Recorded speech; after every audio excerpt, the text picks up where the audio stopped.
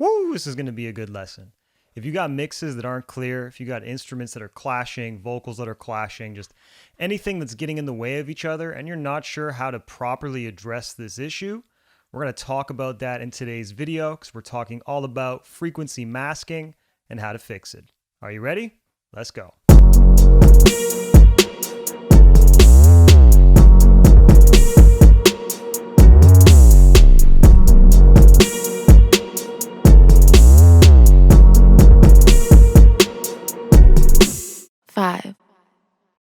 So I think a good place to start for this video is to define what frequency masking really is. And typically frequency masking is when you have multiple sounds, two or more sounds that ultimately occupy a similar frequency range or share similar harmonic content, frequencies really. And what happens is these sounds, because they both have a lot of energy in specific areas, they ultimately get in the way of each other and it prevents them from being clear. It doesn't really allow the listener to figure out which sound is more prioritized, more important. And it just leads to a whole bunch of congestion, just everything sort of sitting on top of each other. No clarity, muddiness, congestion. That's the best way to think about it. And I know that a lot of people at home that are probably watching, you've probably suffered from this yourself and you weren't really sure what to do about it. A lot of people like to just reach for an EQ and start moving things around, pushing frequencies up or down and whatever. But I'm going to show you a really effective way on how to solve this in today's video, specifically using the FabFilter Pro Q3. But I want to point out that it's not just about the FabFilter Pro Q3. It makes life easier if you have this plugin, but there's a whole whack of plugins out there that you can use to solve this issue as well. Stuff like Isotope, Neutron, Track Spacer, things of that nature. All right. So let's get into this. But before I do, I wanted to ask if you could please like and subscribe to the channel. Drop a comment below at the end of this video if you got value out of it, if you liked it, or if you want to see something in the future. You sharing, you liking, you subscribing really makes a difference for this channel. It allows me to reach more people with this content that I'm giving away 100% for free. And I'm doing this just to help you sound better and help you make more money with your music. So I'd really appreciate if you could do those few things for me. But let's get into this lesson. So I've got a song here. It's called Above the Bar. It's from an artist named Sorry from Toronto. Super dope artist. I mixed this whole project recently and I'll leave some links below if you want to check this out. Now, the first thing that you want to do is you want to have your two sounds that are clashing. You don't want to just do this to any single sound. You want to know what sounds are basically clashing or living in the same area, frequency-wise. And typically it's the kick and the bass, right? It's a very, very common situation. And a lot of people talk about using sidechain compression and doing all these different steps to ultimately get them to sit better. But regardless of using sidechain compression, if you have a frequency masking issue, basically these frequencies are just getting in the way of each other. Sometimes there's a phase issue. It's canceling each other out and leading to all these different problems that you need to ultimately solve. And sidechain compression is not going to be the best fix for that. It can help, but it's not going to be the best fit. And just to show you, I have an example here, and this example already has some sidechain compression on the bass. So I'm using a Pro MB to duck this, and you're going to see that while it's helping, it's still not 100% perfect. So check this out.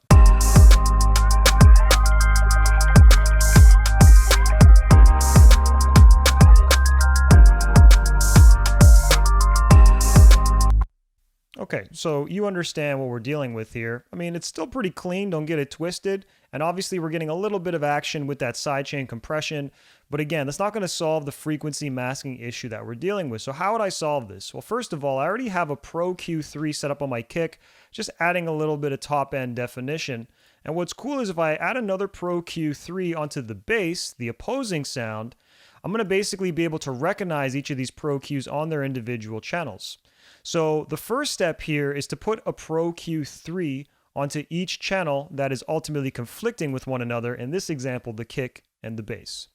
The next thing that you want to do is you want to go to the analyzer and you want to select the name of the track that you want this analyzer to look at. And this will be the opposing sound. So I'm on the bass right now, and I'm going to basically set this to recognize the Pro Q3 on the kick, which is labeled 07 kick here. So I'm clicking that, and then on the kick, I'm going to go to this as well, use the analyzer, and I'm going to make it recognize this one, which is 13 bass.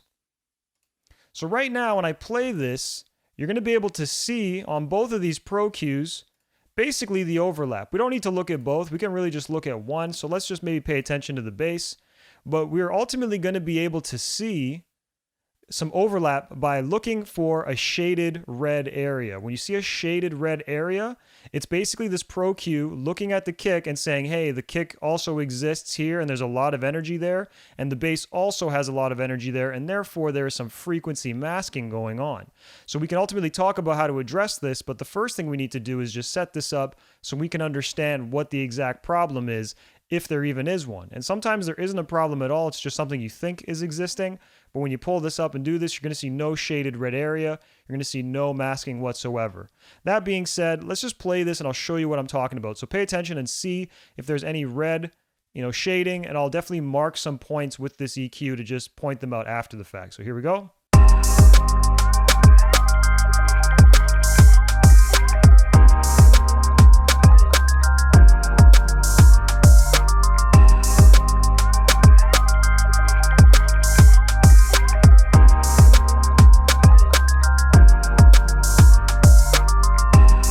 So as you see here in this low end, roughly around 44, 45 hertz, there's obviously an overlap between these two sounds, right? So we've identified that there's some overlap there.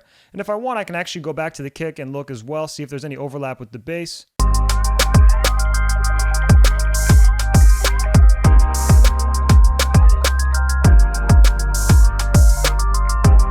Basically that same exact area, right?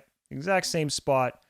This is obviously the only masking happening. The upper, frequencies, there's not really a problem.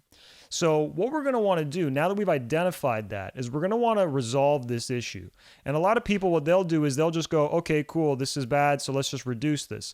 But we have to realize that sometimes these frequencies are important to sounds, right? And if I do this, especially when I'm reducing the low end on a bass, as an example, it's going to make the bass sound thinner, and potentially lead to some more problems. Maybe the bass isn't as warm, rich, thick. It sounds thinner and just, doesn't have that impact or presence that we want. So we don't necessarily want to just blindly remove the frequency, right? The other thing too is if we remove the frequency, this is going to happen the entire time. So that means even if the kick isn't playing and the bass is, like right here, you see there's no kick, but there's the bass, we're getting rid of that frequency on a static basis. It's always going away, right? And the thing is, if we wanted to not have that happen, we would need to do some automation and have this frequency duck out and then come back in. And you can understand how this can be a little bit more problematic and not foolproof, right? I want to make this as foolproof as possible. So what's the best solution here? That is now the question. In my mind, the best solution, and this is why I love the Pro Q3, is to use a dynamic band. Okay? And before I even do this, I want to mention, we've identified that the frequencies are masking one another, but now we need to decide which one are we actually going to make a decision on? Which one are we actually going to remove that frequency from, right? Because obviously I don't want to take it away from this and take it away from that, because then I might just get a thinner sound overall. In fact, what I want to do is I want to just get rid of one sound, get rid of a little bit of a frequency on one of the two that are conflicting, so that way the other sound can essentially be the dominant one. Now in this case, when I listen to this track, and I'll play it again so you can really focus and listen, you have to use your own ears and discern in your own situation, but we're going to listen and we're going to decide which sound appears to be a little bit more important around that 45 hertz area, okay? So if we want, we can actually solo each sound, and let's start with the kick here, so I'll just, dial it in like a scientist, 45. I'm just going to play it and solo the frequencies. Check this out.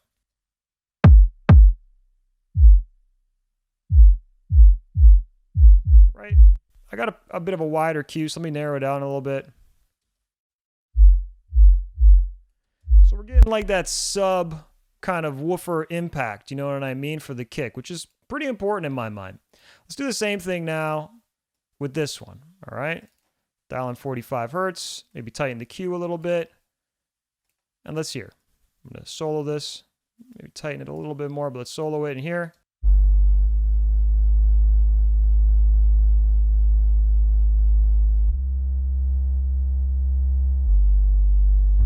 So, it's kind of important for the bass too. Let's face facts. It's important for both sounds, but which sound do I think is more important? In my mind, I actually think that the kick is more important. The kick is driving the rhythm.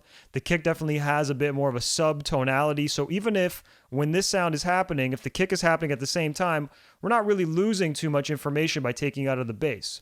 And because what I want to do is I want to do this in a dynamic way, like so, what I'm ultimately going to do is every time that the kick happens, this frequency is going to get out of the way a little bit. But then for those moments where that the kick isn't happening, such as here, it's not going to get out of the way. It's going to, still be flush. That frequency is still going to exist. It's still going to be pretty present, and it's not going to get out of the way. Therefore, we're not losing anything. So this is why I recommend doing it from a dynamic approach. Hopefully that makes sense. So I already have a sidechain set up on my send here. I've already labeled it and everything. But what you want to do is just create a send on the track that you want to be prioritized. In this case, I want the kick to be prioritized. I'm sending it all the way volume-wise, and I'm sending it pre-fader just in case I decide to mute something or whatever. It's always going to be getting out of the way, right? Now, what I'm going to do here is, this is back on the EQ on my bass. I'm going to go here, and I've made it dynamic. Let me change the view mode, drag it a little bit over here, and let's say I want to have it be about, -2. Maybe I'll widen the Q just a little bit, and notice how I'm not taking away any gain. So I'm not having it automatically be reduced. I'm leaving it at 0, so no gain is changing. But then what I want to do is I want to look here for the key input. If you're using a different DAW, you're going to be going to a different area. But I'm going to go to my kick sidechain, and now what I got to do is I got to press this auto button to show this other area, this meter, this threshold, and I'm going to press this kind of cross-looking symbol. When that lights up, it's basically going to look for the key, and every time the key is hit, triggered, the kick is hit basically, it's going to cause this to duck, but I have to still set the threshold to make this work. So let me do this right now in real time, and we'll discuss what it sounds like, and if it's better, we'll do some A/B comparison as well. Check this out.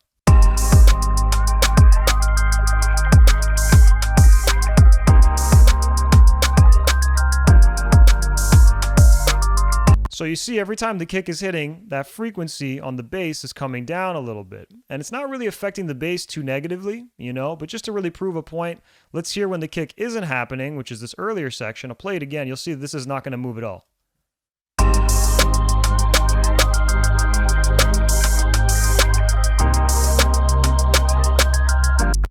Pretty sure you noticed that it didn't do a damn thing, right? Because this is fully being triggered by the kick. This frequency, only when it's a problem, when it's creating mud and congestion in conjunction with the kick, that's when it's going to be reduced and come down and get out of the way. So let me do something here. Let me play the same section here, and let's just do an A/B comparison. So I'm just going to get rid of the bass Pro Q here, because this Pro Q I'm not doing anything with on the kick, so I could just leave it. I'm just doing a little bit of a boost on the top end, but I'm doing none of that dynamic stuff I mentioned.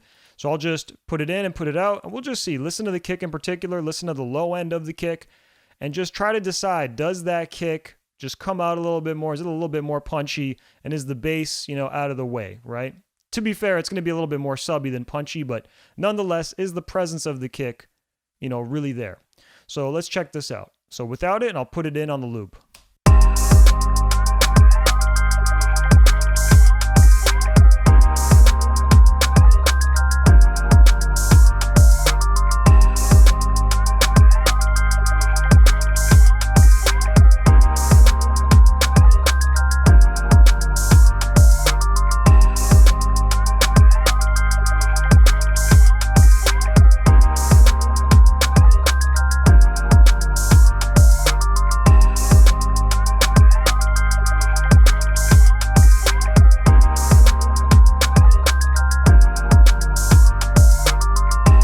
So it's somewhat subtle. Let's face facts. I'm not doing a crazy big move here, right? Like I'm reducing this by upwards of 2 dB. 1 to 2 dB is generally pretty transparent. If I were to really push this and drag the bass down, right? If I were to get it to duck even more, I'm going to get a little bit more of an aggressive sound, maybe too aggressive.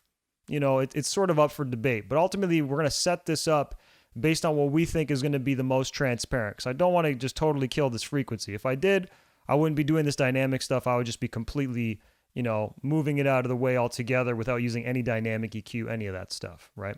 Hopefully this makes sense. But as you can tell, there's sort of a series of steps that I followed, and I'm going to just summarize this one more time. So the first step you're going to do is you're going to put a Pro Q3 on each of the channels that are clashing. In this case, it's the kick and the bass.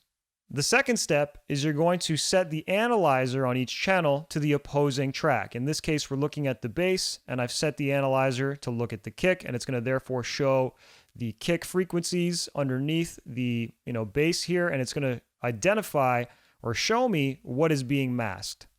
So in saying that, the third step is to just play your song and watch and just look for those shaded red areas where it's showing that there's some frequency masking happening between the two sounds. And the fourth step is a little bit more difficult, but you ultimately have to listen to both, recognize the masking, and decide which sound are you ultimately going to reduce the frequency that's conflicting with both of them. Which one are you going to reduce that frequency on? So in this case, I decided to remove it from the bass. And then the fifth step is to obviously make sure you click in the frequency, as I've done here. It's 45 hertz. And then I set it up so that it's in a dynamic mode. It's not on a regular EQ mode. It's on a dynamic mode so that it gets out of the way. And you would ultimately set up your dynamic EQ from there, setting up your key to be received from the sound that you want to dominate. In this case, the kick is the key. Having my dynamic band set up so that it recognizes the key. So every time that the kick is triggered, it's ultimately going to reduce the level of this frequency on the bass, and therefore when they are played together, they're not going to be in the way of each other, but then when the bass is played on its own, it's not going to be affected either. It's the best of both worlds, realistically speaking. Hope you got value out of this video. If you did, please like, subscribe, and share. I really appreciate you for watching. I know this might be a longer one, but I hope you got a lot of value out of it, and I hope more importantly that you apply this lesson in your own mixes. Like I said, I'm using the Pro Q here, but this is something you can execute using a whole bunch of plugins, Neutron, Track Spacer. I'm sure there's a bunch of others that I'm not even mentioning right now, but just keep in mind the reason why I'm doing things, how I'm approaching it, and the thought process. That's what I'm really trying to teach you here. Thank you again for watching. Definitely leave a comment below if you liked it, if you have any questions or want to see a future video, and I'm looking forward to helping you guys again soon. All right, I'll catch y'all later. Peace. 5